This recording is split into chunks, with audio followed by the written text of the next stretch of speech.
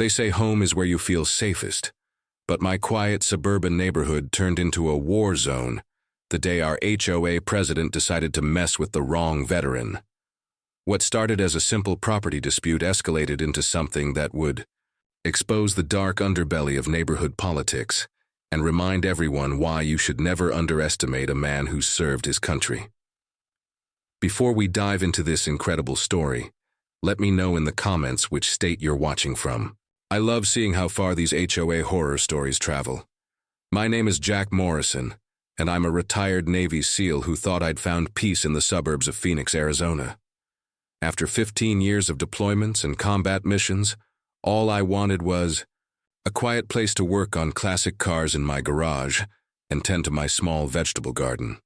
The house I bought came with a detached garage that was perfect for my restoration projects, and the HOA seemed reasonable enough when I signed the papers. Boy, was I wrong. The trouble started with Patricia Whitman, a woman in her late 50s who ran the Sunset Ridge HOA like it was her personal kingdom. Patricia had been HOA president for 8 consecutive years, and she wore that title like a crown. She was the type of person who measured her neighbor's grass with a ruler and sent violation notices for Christmas decorations that stayed up one day past New Year's. But what really made Patricia dangerous wasn't just her obsession with rules. It was her complete lack of boundaries and her network of equally petty enablers who helped her maintain control through fear and intimidation. The first sign of trouble came on a Tuesday morning in March. I was in my garage working on a 1967 Mustang Fastback that I'd been restoring for months. The engine was torn down, parts were organized on workbenches, and I had classic rock playing softly on an old radio. It was therapeutic work that helped quiet the memories of overseas deployments that sometimes kept me awake at night. I was completely absorbed in rebuilding the carburetor when I heard the sharp click of heels on concrete. Patricia stood in my garage doorway wearing a crisp white blouse, navy blazer, and carrying her signature leather portfolio.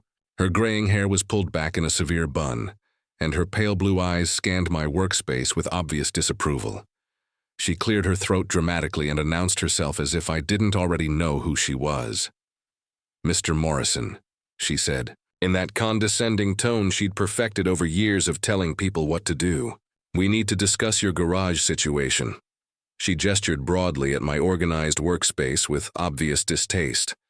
"This automotive operation you're running is in direct violation of our community covenants. Garages are for parking cars, not operating." "Repair shops." I wiped my hands on a shop rag and turned to face her fully. "Patricia, this is my hobby. I'm restoring classic cars for personal enjoyment, not running a business. There's nothing in the HOA covenants that prohibits working on your own vehicles." Her smile was sharp as a blade. "Actually, there is. Section 4.7 clearly states that no commercial or industrial activities may be conducted on residential property. Your garage activities constitute automotive repair services, which falls under commercial use." I knew the covenants inside and out. I'd read them 3 times before. Buying the house. That section applies to businesses serving customers for profit. I'm not running a repair shop. I'm pursuing a personal hobby in my own garage. Patricia's jaw tightened slightly, but her fake smile never wavered. "The board has received multiple complaints about noise, chemical odors, and the general industrial appearance of your garage. We're here to maintain property values and community standards. I suggest you find another location for your automotive activities." "Who complained?" I asked directly. "Because I keep regular hours, use proper ventilation, and store all materials safely. My activities don't affect anyone else's property." She clutched her portfolio tighter. "Complaint sources are confidential to protect community members from retaliation. What matters is that your activities are disruptive and must cease immediately." I knew this was about power, not complaints.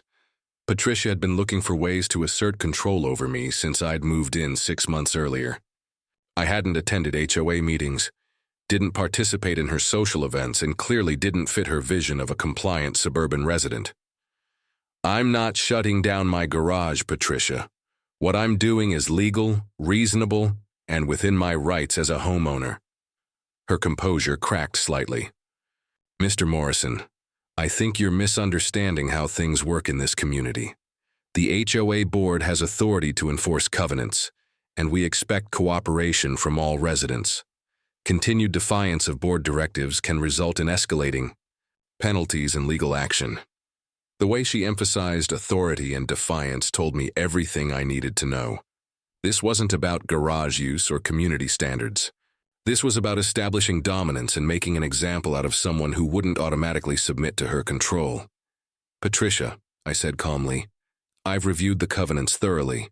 Nothing I'm doing violates any written rule. If you want to pursue legal action over a homeowner working on cars in his own garage, that's your choice. But I'm not changing my activities based on imaginary violations." She stared at me for a long moment, her pale eyes calculating something behind that fake smile. "I hope you reconsider, Mr. Morrison. Sometimes the community has ways of encouraging cooperation that go beyond official channels." That phrase sent a chill down my spine. Not because I was afraid, but because it confirmed that Patricia was willing to step outside legal boundaries to get her way. In military intelligence, we called that a threat assessment shift. The situation had just moved from annoying bureaucracy to potential criminal behavior. After Patricia left, I decided to do some reconnaissance. I spent the evening researching HOA law, reviewing my property deed, and checking online forums where other homeowners shared their experiences with Sunset Ridge HOA. What I found was disturbing, but not surprising. Patricia had a pattern of targeting residents who didn't fall in line, using increasingly aggressive tactics to force compliance or drive them out of the neighborhood. One forum post from a former resident named David Chen detailed how Patricia had orchestrated a campaign of harassment after he refused to remove a small garden shed that was perfectly legal under city code. The harassment escalated from violation notices to mysterious damage to his car, late-night noise complaints to police, and eventually vandalism that forced him to install security cameras. David ultimately sold his house and moved away, unable to afford the legal battle Patricia was threatening. Another post from Maria Santos described how Patricia had used her network of allies to spread rumors about Maria's teenage son after the family questioned excessive HOA fee increases. The social isolation became so severe that Maria's son asked to transfer schools to escape the stigma Patricia had created. The pattern was clear. Patricia identified targets, manufactured violations or complaints, escalated pressure through official and unofficial channels, and used her social influence to isolate anyone who resisted. Most people eventually gave up and either complied completely or moved away. But Patricia had never dealt with someone with my background and training. 2 days after our garage confrontation, I received an official violation notice in the mail. The letter was professionally formatted on HOA letterhead and signed by Patricia as president. It cited Section 4.7 regarding commercial activities and gave me 30 days to cease all automotive repair operations or face fines starting at $500 per week. I immediately called my real estate attorney, Jennifer Walsh, who had handled my home purchase. Jennifer was a sharp woman in her 40s who specialized in property law and had dealt with HOA disputes before. I forwarded her the violation notice and explained the situation. "Jack," she said after reviewing everything, "this is a nuisance. Violation at best. Working on your own cars in your own garage is clearly protected activity.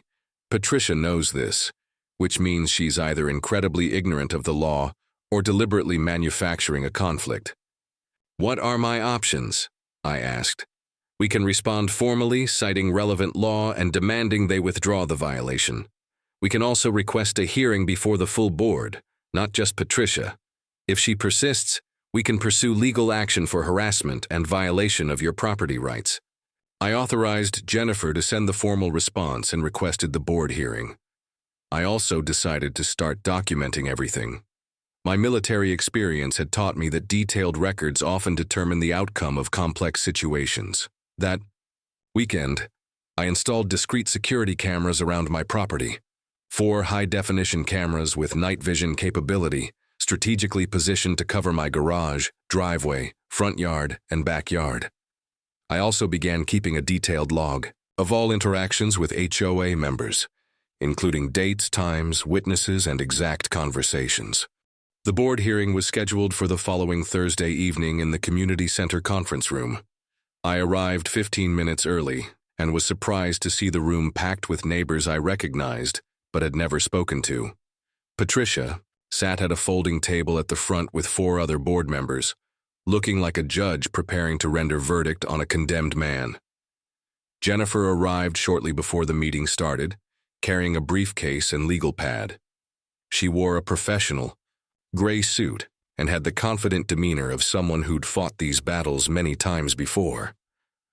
Her presence clearly made Patricia uncomfortable, evidenced by the way Patricia kept shuffling papers and avoiding eye contact.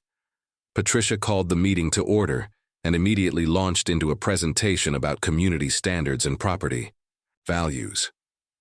She had prepared a PowerPoint presentation with photos of my garage taken from the street, showing my workbench, tool chest, and parts of the Mustang project.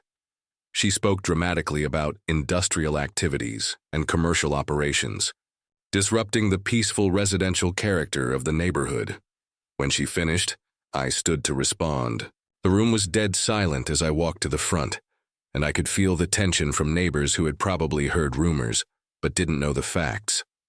"Thank you for the opportunity to address these allegations," I began, keeping my voice calm and professional. "I'm Jack Morrison, and I live at 1247 Oak Ridge Drive. I'm a retired Navy SEAL who served 15 years defending this country, and I bought my home in this community because I wanted a quiet place to pursue my hobby of restoring classic cars." I gestured toward Jennifer.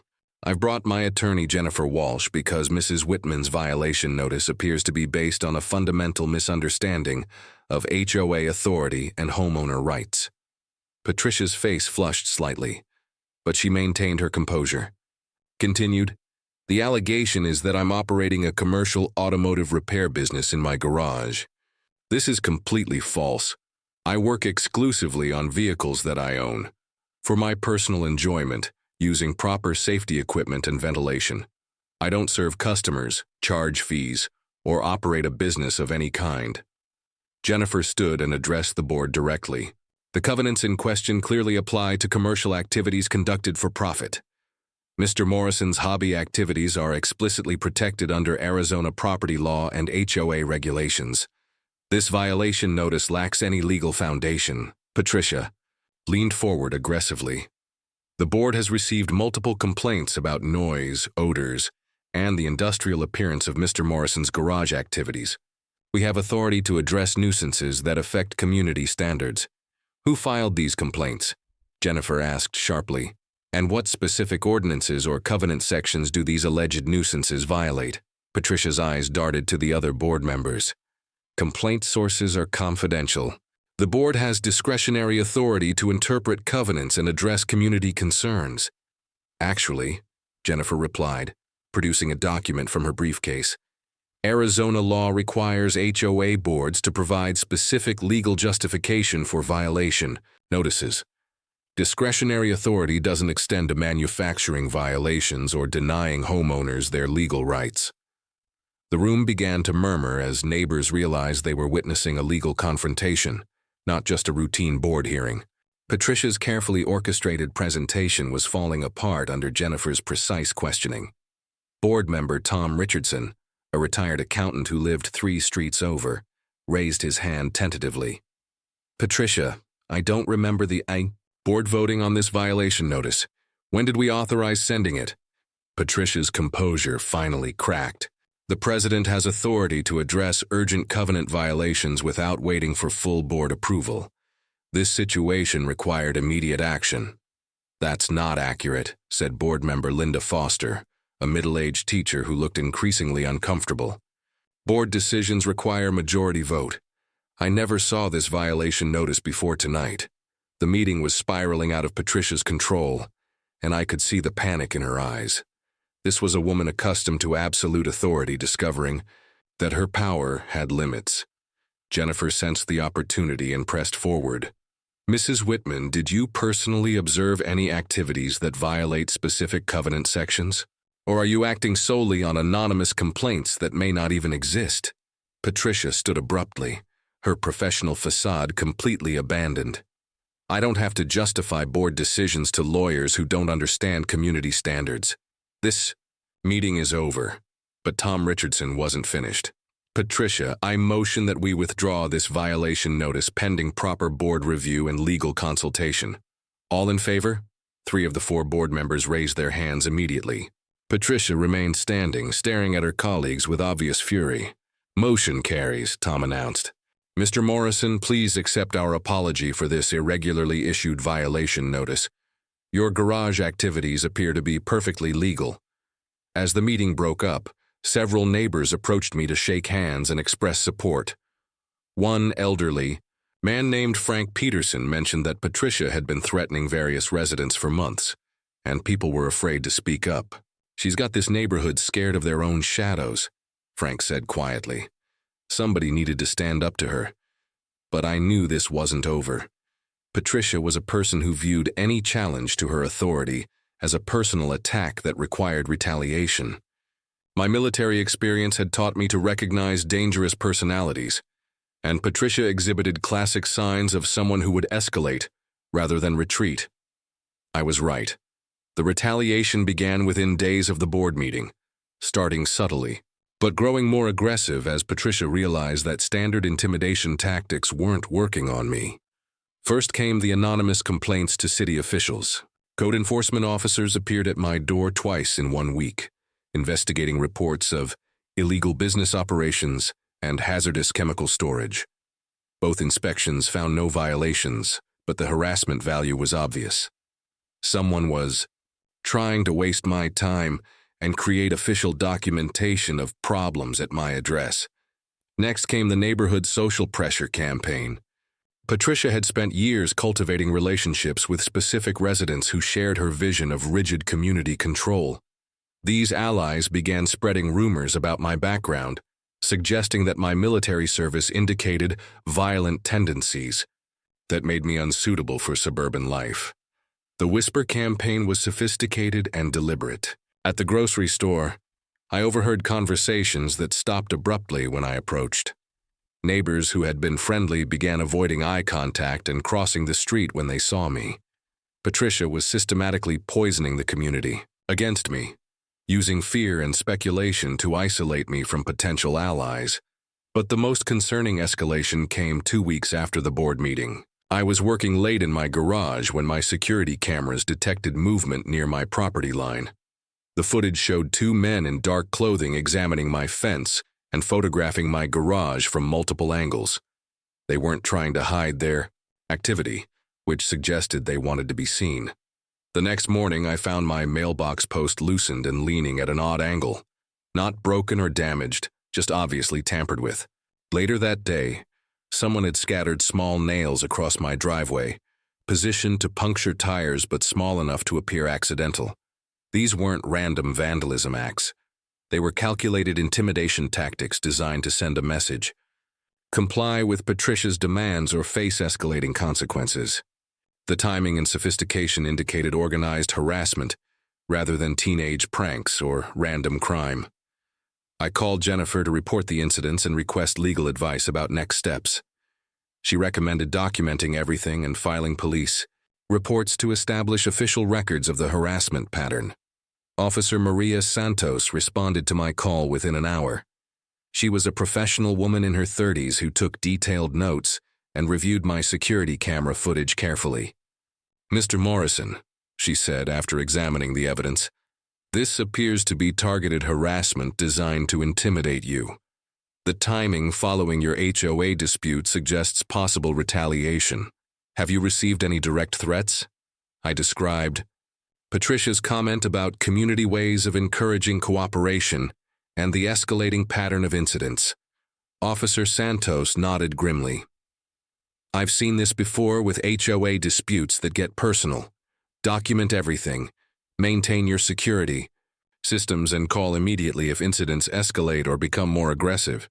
That evening, I sat on my back porch reviewing the situation. Patricia had declared war using tactics that were technically legal, but clearly intended to drive me out of the neighborhood. She was counting on my eventual frustration and exhaustion to win by attrition. But Patricia had made a critical miscalculation.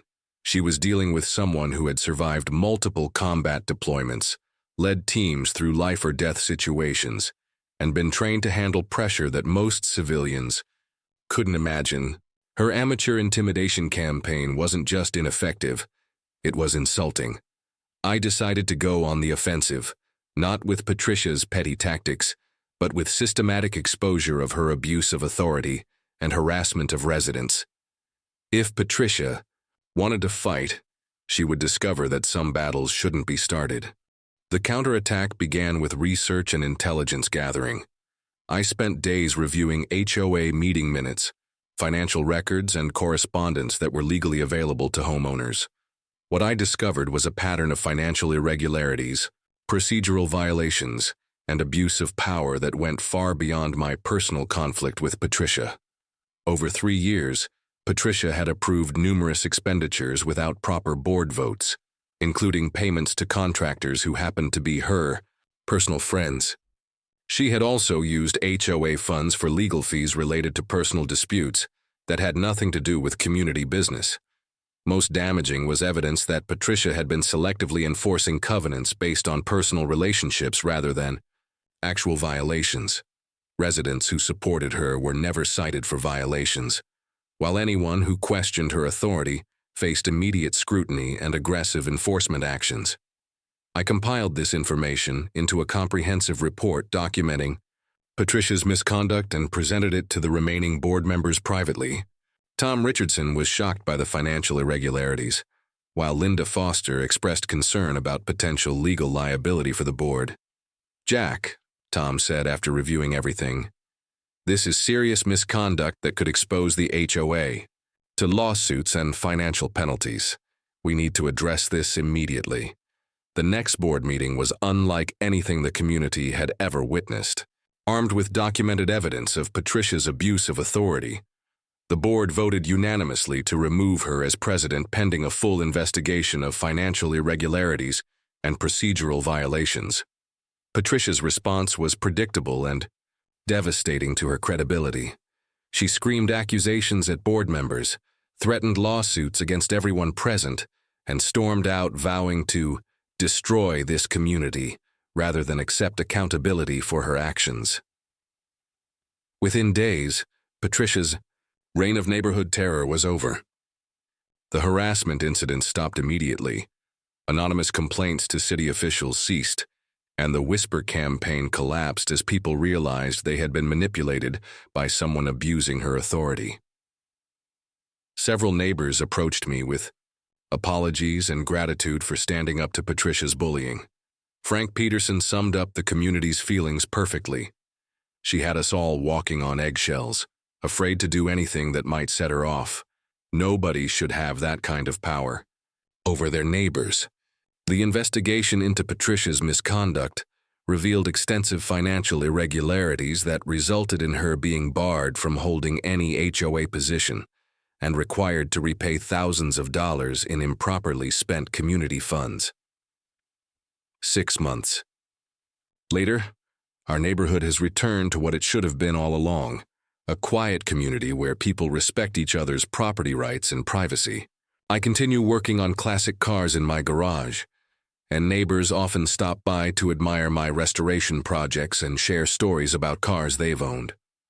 Tom Richardson was elected as the new HOA president on a platform of transparent governance and minimal interference with homeowners' reasonable activities. The board now operates with proper procedures, public documentation, and respect for residents' legal rights. As for Patricia Whitman, she eventually moved out of the neighborhood, unable to handle living in a community where she no longer held power over her neighbors. Her house sold quickly to a young family who have become wonderful neighbors and community contributors. The lesson from this experience extends far beyond HOA politics. Bullies and tyrants rely on fear, isolation, and the assumption that good people will remain silent rather than fight back. But when someone with the right skills and determination decides to stand up, the bully's power evaporates almost immediately. Whether it's an abusive HOA president, a corrupt official, or any other person who uses their position to intimidate others, the solution is always the same. Document everything. Know your rights. Build alliances with others who share your values, and never back down from doing what's right. My military service taught me that freedom isn't free. It requires a constant vigilance and the willingness to fight for what's right, whether that battle takes place overseas or in your own neighborhood. Sometimes the most important battles are fought not with weapons, but with knowledge, persistence, and the courage to stand up to those who abuse their power. Patricia Whitman learned the hard way that some veterans didn't just fight for freedom abroad. We brought those principles home, and we're prepared to defend them against all enemies, foreign and domestic, even when that enemy is wearing a blazer and carrying a clipboard instead of a uniform and weapon. Today, I'm working on a 1969 Camaro SS in my garage, the radio playing classic rock, and my neighbors dropping by to chat about restoration techniques and share cold beers on weekend afternoons. This is what a real community looks like.